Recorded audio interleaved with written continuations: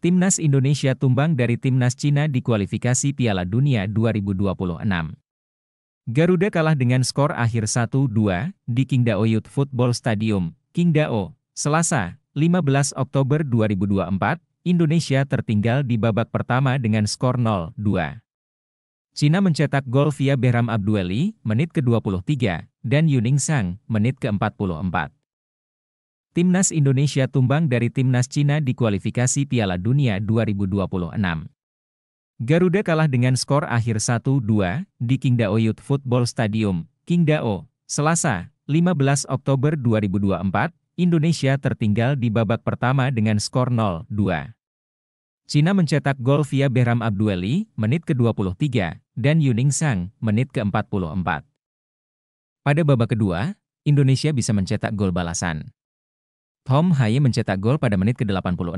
Dengan hasil ini, Indonesia masih tertahan di posisi kelima klasemen kualifikasi Piala Dunia 2026 ronde ketiga grup F dengan torehan 3 poin. Cina masih ada di posisi terbawah juga dengan raihan poin yang sama. Indonesia unggul selisih gol. Indonesia mendominasi jalannya babak pertama. Situs Lapang Bola mencatat tim asuhan Shin Tae-yong menguasai bola 83%.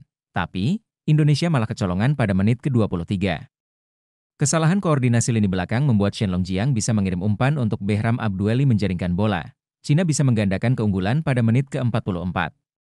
Kali ini giliran Yuning Zhang yang mencatatkan nama di papan skor meneruskan umpan Zhu Nyigao. Indonesia mencatatkan sebanyak 5 tembakan di babak pertama, ada 4 yang on target.